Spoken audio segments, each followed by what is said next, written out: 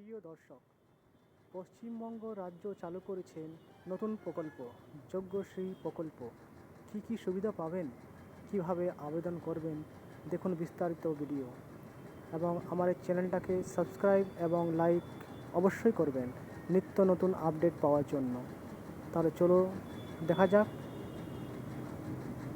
রাজ্যে নতুন কি চালু হচ্ছে। প্রিয় দর্শক, মমতা বন্দ্যোপাধ্যায়ের অনুপ্রেরণায় পশ্চিমবঙ্গ সরকারের জনপ্রকল্প শ্রেণী কল্যাণ বিভাগের দ্বারা পরিচালিত যজ্ঞশ্রী প্রকল্প চালু করা হয়েছে। এই যজ্ঞশ্রী প্রকল্পটি একটা নতুন প্রকল্প। যজ্ঞশ্রী প্রকল্পে কি কি সুযোগ সুবিধা রয়েছে আমরা আপনাদের বিস্তারিতভাবে জানাবো।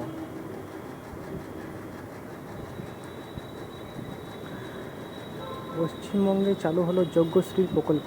এই নতুন প্রকল্পে কি কি সুবিধা পাবেন দেখে নিন বিস্তারিত। রাজ্যের মুখ্যমন্ত্রী মমতা ব্যানার্জি রাজ্যে ক্ষমতায় আসার পর পশ্চিমবঙ্গবাসীর কল্যাণের জন্য একের পর এক প্রকল্পের সঞ্চার করেছেন। সম্প্রতি সাধারণ মানুষের কথা মাথায় রেখে এক প্রকল্পের ঘোষণা করেন মাননীয়া। এই প্রকল্পের নাম কি, এটা প্রকল্পের জন্য কিভাবে রেজিস্ট্রেশন করতে হবে, সমস্ত কিছু জানতে এই প্রকল্পটি সম্পূর্ণ দেখুন।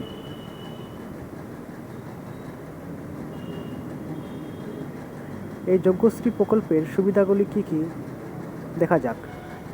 এর মাধ্যমে যে সমস্ত ছাত্রছাত্রীরা গত 2 বছর ধরে প্রশিক্ষণ গ্রহণ করেছেন তাদের সংখ্যাটা ছিল 20,880 জন। এই 20,880 জন ছাত্রছাত্রীর মধ্যে টেকনিক্যাল কোর্সে জব করেছেন 2254 জন এবং 8 জন আইআইটিতে পড়ছেন এবং 14 জন এআইটিতে।